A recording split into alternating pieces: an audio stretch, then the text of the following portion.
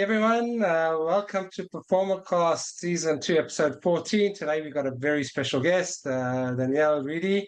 And before we get to her, I just want to remind you, please subscribe to my Performacast YouTube channel, and you can follow me on Instagram. There are a lot of giveaways coming up and exciting guests, past, present, and future guests. So very excited to have them. So just please, hit the subscribe so you don't miss out on any episode, all the latest in health and wellness and inspiring stories, journeys through all different types of walks of life. And I want to introduce Danielle, who's an amazing journey in herself, a former Olympus swimmer, and going on to from that to going to conquering of fear and accomplishing all her goals, and especially in a female-dominated sports, and now as an empowerment coach. It's a lot more to that, but it's a quick introduction. We'll get to it. Welcome, Danielle. How are you doing? Thank you so much for having me. I'm so excited to be here. I'm very good today. I'm glad to have you. I'm glad you're doing well. Congratulations on your recent wedding. I heard you just got married recently. Thank you. Great. Yes, a few months ago, got married in Australia. Wow, very, very exciting stuff. So how does that compare to being in the Olympics?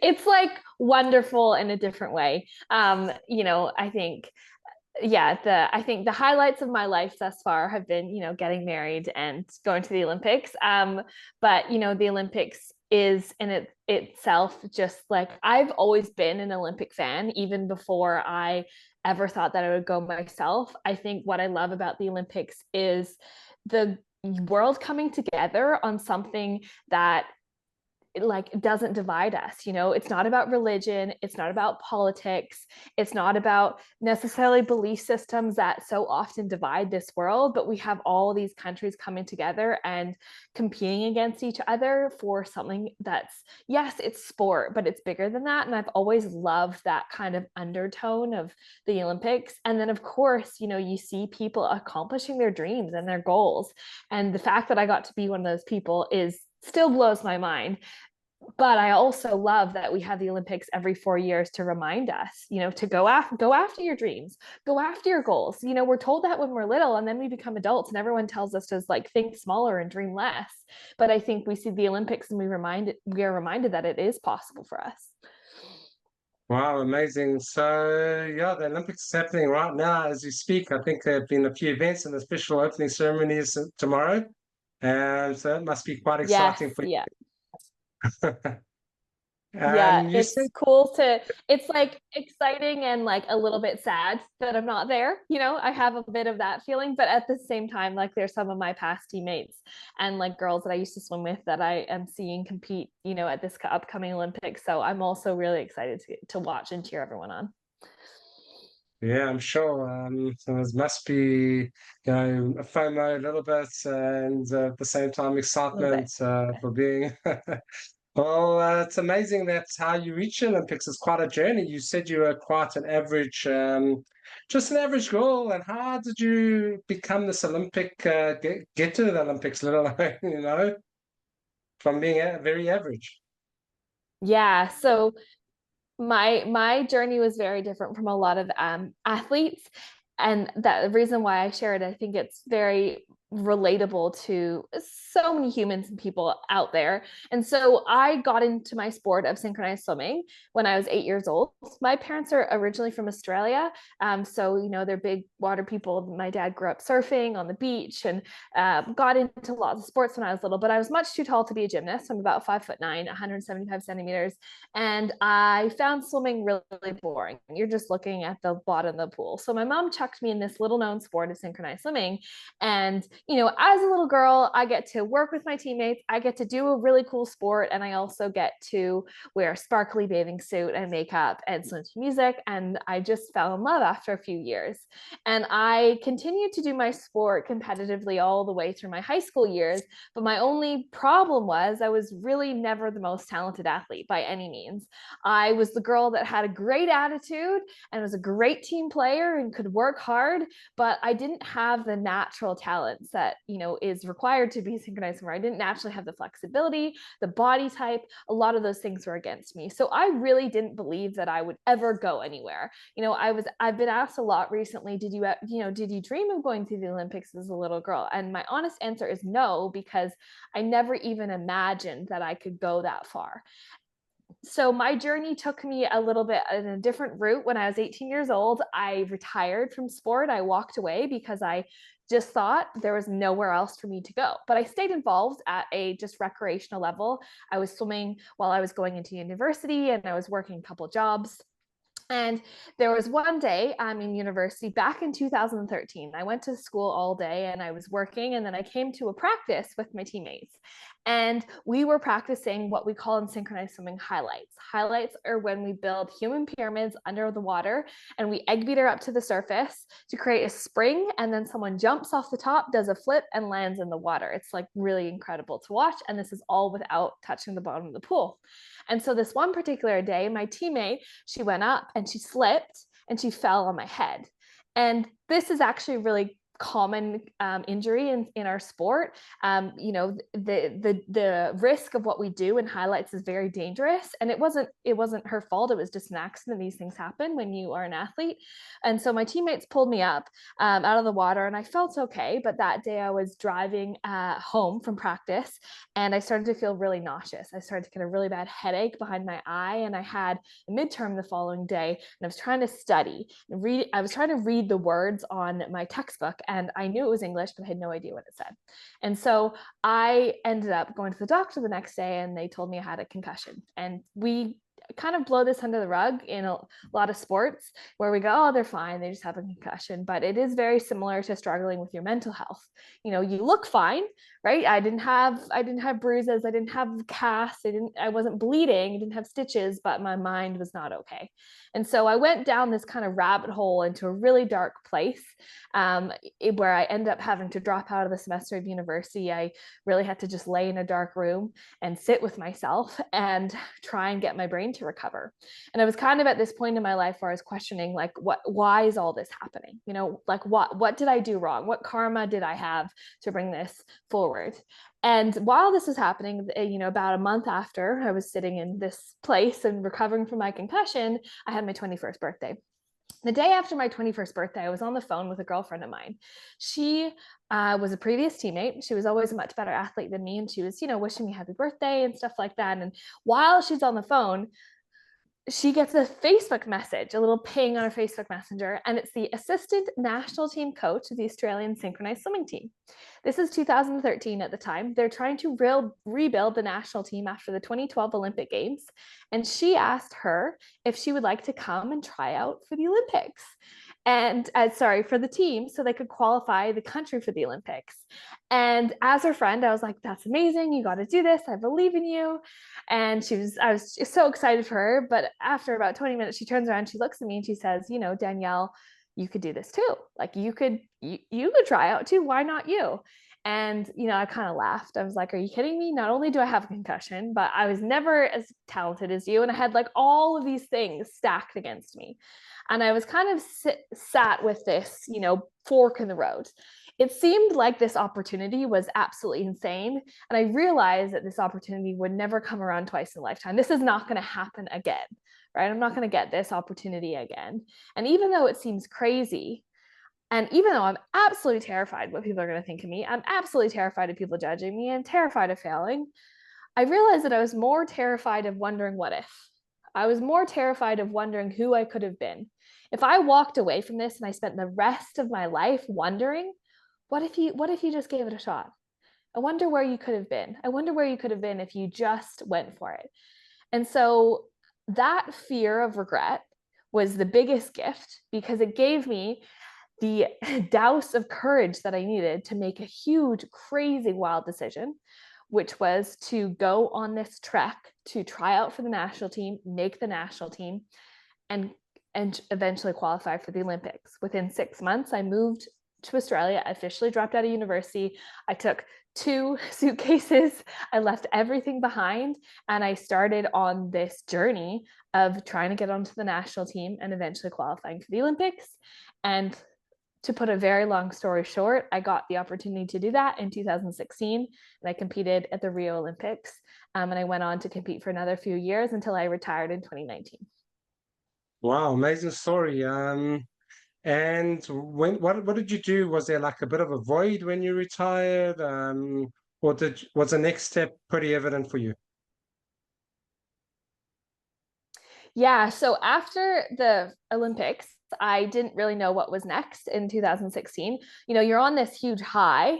Everyone cares about you for about a month. You're celebrated. You're like the heroes of the country. You go into parades, you're on the newspaper. And then eventually all the hype dies down and everyone moves on with their life. And it's just you and yourself. And there really was this point of like, well, what do I do next? I have no idea what I do next. I never even imagined getting to the Olympics. Like, what's beyond that? And so it took me some time to figure that out. And for me, that was doing another 2 years of swimming, which I'm really proud that I got to continue on. And I was really considering if I go for another Olympic cycle. Athletes that go to the Olympics, their mind kind of works in Olympic cycles. So you'll quite often hear, especially if you're very big popular athletes, they go, I'm going for another Olympic cycle. And so I was thinking that I might do another one. You kind of, people don't realize sometimes that like, if you're an athlete, there's much more than the Olympics. You have competitions every year, you have world championships, there's lots of other things to train for. So I was still on the team, and I was really trying to figure out what was next for me and where would I go from here. And that took me like 3 years to figure out, honestly. And eventually I realized that I wanted to walk away from my sport. I was 26 at the time, and officially retire and do something that had a little bit more contribution. Being an athlete is an incredible thing, but it's also a very selfish thing. You have to focus on yourself. And I wanted to help more, and I wanted to do good work in the world. And so that led me to writing my book and then moving into the work that I do now, which is working online with clients and women from around the world, and also running retreats with my husband. Wow, amazing. So what kind of work do you focus on? Is it more like the mindset? Is it more the training, the preparation, health, nutrition? What? Take me through that. Take the viewers through that. Yeah. So the work that I do mostly with women is more around self-worth and mindset and self-belief. There's a lot of different avenues to go down after you're an athlete. A lot of people go back into coaching of the sport that they did. Some people go into fitness and nutrition. And for me, a big piece of my journey, that whole thing where I said long story short, my long story short was me working on my mind. I obviously put in the hours, I worked really hard, but it was working on believing in myself. It was working on realizing that I was worthy. It was working on becoming a very self-aware human being. And those are honestly the key tools. Yes, of course I put in the work, right? But working on improving my mind, improving my self-belief, improving my mindset was one of the key factors that led me to ending up making the Olympic team. And I saw how valuable that was in my own life. And I wanted to share that with other women, because one of the things that I see, with so many people is that they don't believe in themselves, or they put their worth on their achievements, right? I think I'm worthy if I get this amount of salary. I think I'm worthy if I hit this grade. I think I'm worthy if I hit this goal. And if I don't, I'm not worthy. If I don't, I'm not enough. All of us have inner demons that we fight, right? It's that we're not capable, we're not smart enough, we're not beautiful enough, we're not strong enough, we're not intelligent enough. And especially for women, we really, really, really fight these. But the journey to, becoming, for lack of a better word, a champion in your life is realizing that you can use those things that are your demons, that are the things that hold you down, and use it as your power to be able to achieve the things that you want to achieve. Because I wouldn't be an Olympian today if I didn't believe, because this belief of me feeling like I was not enough was a gift, because the stubbornness inside of me was like, I'm going to prove myself wrong. I want to do everything in my life to prove myself wrong so that voice doesn't win. And so the work that I do now with women in my programs and coachings and retreats is a lot around building up that self-belief and that self-worth, because it helps every area of our life. And as an athlete, you know, the top athletes know that, like, you can be the best athlete in the world, but if you don't have your mind right, you can't go and perform, it doesn't matter, right? Our mind is like the most valuable thing that we have. So that's led to what I do now. Oh, it's powerful stuff. Talking about mindset, you know, if you don't work on it, as you say, everything else can just, you don't really have a direction. What type of work do you do with mindsets? I mean, especially from going to the Olympics. I mean, there's got to be some kind of challenge that you got to put yourself to get that mindset. What is it that you do personally? And then on another question, what do you advise your people that you work with to get through that toughness to create that mindset?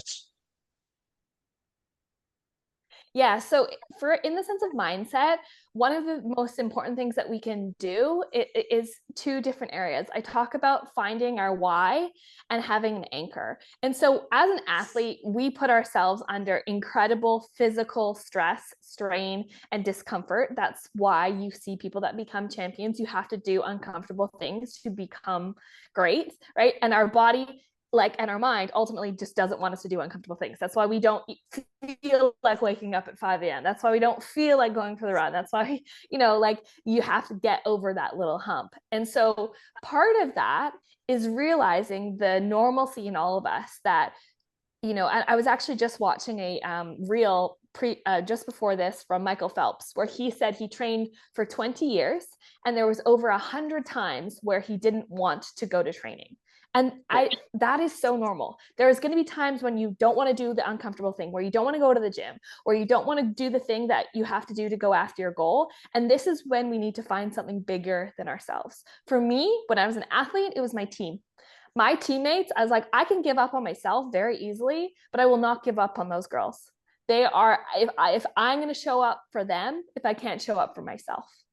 And then also when we're in those really, really, really hard places, you know, if you're in the depths of a workout, if you are in a really dark place where you don't know how to get out, I believe in having an anchor. It is one thing. It is a picture, it is a person, it is a vision, it is one thing that we hold on to that keeps us moving through.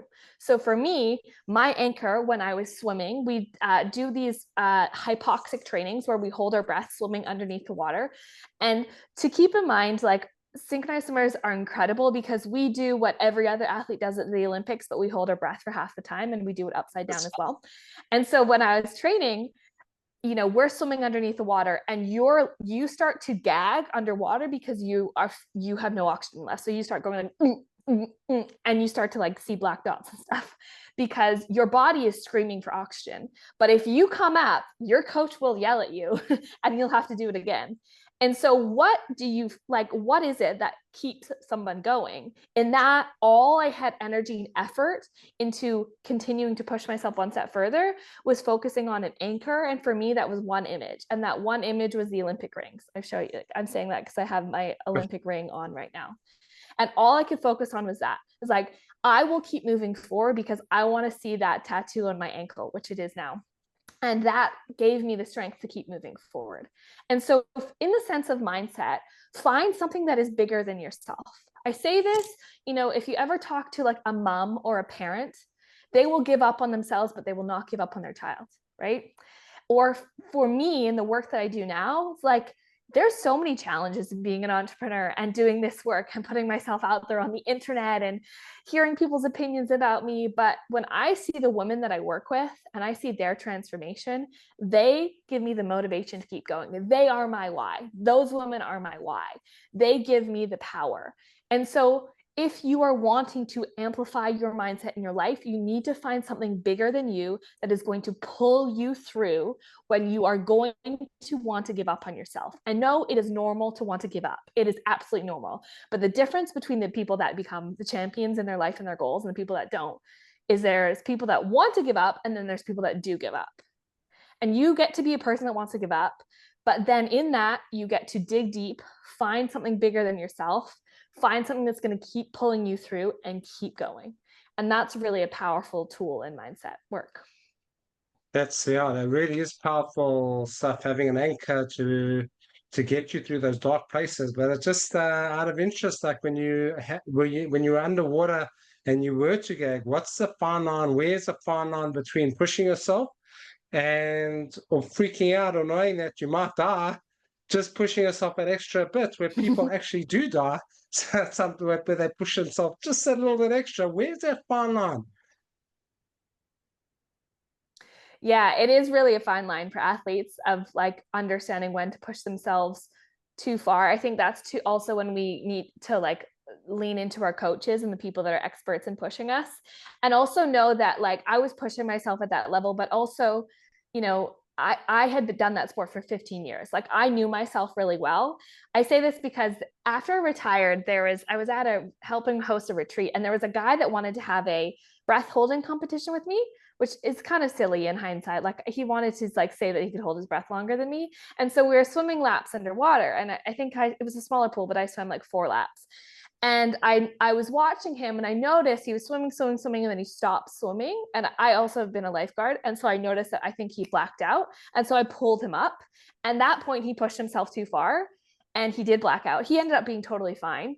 But it was a good kind of ego shakeup for him because his back, like he doesn't have the history that I have in doing that. And so I think sometimes we have to understand like what is our ego in wanting to just like prove ourselves that we can do something cool, and where are we actually trained enough to be able to push 1% more every single day. And I think that that comes from like experience too, right? So like I do not recommend that people do that at home. I did that because I'm a synchronized swimmer and I've spent 18 years of my sport understanding my body and how to push myself. But you have to have the experience to learn how to push yourself 1% further every single day. And you have to be like warmed up. I think we see this especially with men. It's kind of like an ego man thing. They want to push themselves and just like prove that they're like great. It's like you have to be warmed up, you have to be well trained, and you have to have experience in what you're doing, because if you don't have those three things, then you're pushing on dangerous, and then that's when we start making stupid decisions. Well, but that all boils down back to mindset again, because you're taking the ego out of it, which is important because with the ego it can Yeah. cost one's life, literally, and that's what happens to so many people doing it because they think they just want to prove themselves, whatever the case is. So what you're doing is really important to get a good sense of self, that as you said, when to push yourself that one little bit, or just now I'm just going to do it no matter what because I want to prove something, makes a major difference. Wow, it's very powerful stuff that you have. And then I wanted to ask you, did you actually ever get that gold, or did you get a medal in that synchronized swimming? Yeah, so when I went to the Olympics, we didn't get a medal, and that's in our sport. It's an artistic sport, so we are judged. So it's not like if you get scores at a soccer match or a football match, or it's not like you get times like in race swimming, or track and field. So it all comes down to points, and sometimes there can be a lot of the times before you go into the competition, you kind of know who's at the top anyways. In our sport, Russia has been at the top, which is, that's a whole nother conversation about them doping and stuff, but they've been at the top for like 25 years. They've won like every gold medal for like 25 years. And then China, and then, it's kind of whoever fights for bronze. So we kind of knew going in that those were likely at the top of their sport. Also, it's interesting because in places like Russia and China in artistic sports, they can treat the athletes very differently than we can in the Western world, right? Like there's just if you've ever met someone that's Russian or like seen how they train their athletes in China, they just have a bigger pool of athletes, and they can kind of do things that we wouldn't consider as ethical in the Western world. So they have that advantage. So we didn't podium. For us, it was just about competing and doing the best that we could, and just the honor of representing our country. So at the Olympics, Australia in 2016 ended up coming 8th out of everyone. Okay, well done for that. Yeah, just as I said, just dreaming big. Even just getting to the Olympics itself is quite an achievement itself. You mentioned fear. I mean, like, what if I'm saying hypothetically back there, like, what if there wasn't that fear of like the Russian and the Chinese, like what you knew now, like going back, do you think you could have beaten them, like in your mindset now? Um, it's I would say there like the mindset will get you absolutely so far. So this is one of the things that I talk about, like for in that I spoke about in my books. There's our get in my book that I wrote. There's our gifts, and then there's our passions.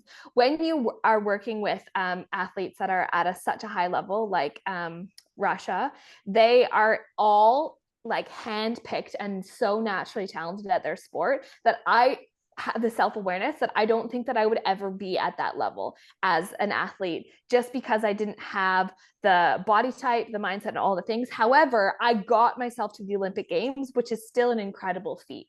And so if we're doing things in our life that we want to be the best at and exceed at, I talk about finding your gifts, the things that you're naturally gifted at, and your passions, and combining those together.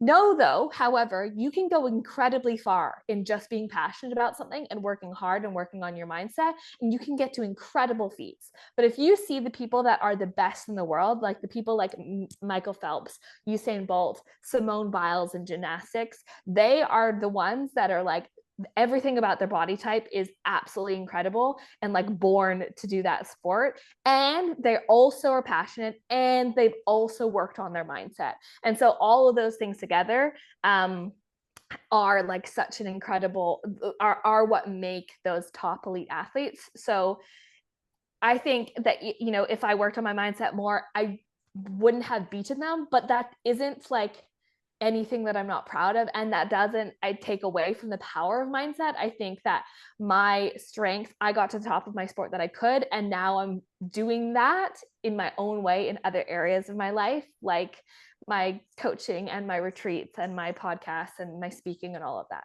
Just if that makes sense. Yeah, it definitely makes sense. As I said, it's if the ego was there, then it would have been about all the medal and like, it's about all the accolades going thing. But it seems like you know yourself very well, like which is amazing. Like you've accomplished something huge where I don't know, 99% of the population will never accomplish that. I've accomplished that in my own way, being born on a leap year. So the Olympic cycle once every 4 years, that's my accomplishment for the once every 4 years. But like Yeah. maybe if they would start a stability ball Olympic sport, then maybe I would have competed. But yeah, that there Yeah. isn't anything there, but it's amazing to hear your journey. Like I want to be running a little bit over time. I just wanted to hear from you, like what's your like nuggets or advice? Like one thing someone can start to get out of their fear mindset to conquer whatever they needs to conquer. What can you give over to them? Mm. One of the things that really helps me is looking at figuring out how we find out. Okay, I need to say this in the most simple way possible. Sometimes we don't do things because they're uncomfortable in the moment, but in the long term, they make us feel good. If we can focus on doing the things that make us feel good in the long term, you're going to live a very powerful life. And so what I mean by that is in the short term, it's going to feel better to eat a donut. In the long term, to eat a donut for 3 meals a day every day is not going to be better for you. However, in the short term, it's a little bit more uncomfortable to eat the healthy food, but in the long term, it's going to make me feel good. In the short term, I don't want to go for the run that I know I'm going to do this afternoon. However, in the long term, I know that that's going to make me feel better. If you can focus on things in your life that you know in the long term are going to make you feel good at the end of the day, at the end of the year, at the end of your life, then you're going to be really proud of who you become. And I think too many of us are taught to focus on what makes us feel good in the short term. And of course, there's going to be moments like everything in balance, right? I'm not saying live a hard life where you get no joy. I'm just saying that there are going to be things that are uncomfortable. But if you can focus how you feel at the end of the day, not just in the moment, you're going to notice that you're going to be doing way more things that you're proud of in the long term of your life. Does that make sense? Yeah, definitely. I don't know who said it. The short term falls short of a long term, and the long term encompasses a short term. something like that. So yeah, it definitely makes sense. I'm also very much I buy that very much. So it's great advice, by the way. Where can we get, can the viewers get hold of your retreats if I wanted to reach out to you, if I wanted to, you know, the book, get access to your book? Where can they do that? Yeah, so if you, the place that I'm on the most is Instagram. If you come over and follow me on Instagram, it's the Danielle Reedy, Danielle, and Reedy is Reedy. Over there, you'll see all my things in regards to the programs that I do, the workshops that I do, the coaching that I do, and of course, the retreats that me and my husband run as well. And my book is called The Unlikely Olympian, and you can find it on Amazon, and you can order it to any place in the world. Wow, very good. It's just amazing having you, Danielle. Thank you so much for coming on the show. Just a reminder, please subscribe to my YouTube channel, and Instagram. There are a lot of great speakers coming up as well, and just hit the subscribe. You don't want to miss out on these exciting speakers like we've had now and in the past. So thank you so much for coming on, Danielle. Thank you so much. It's been a pleasure, and have a beautiful day, everyone. Thank you.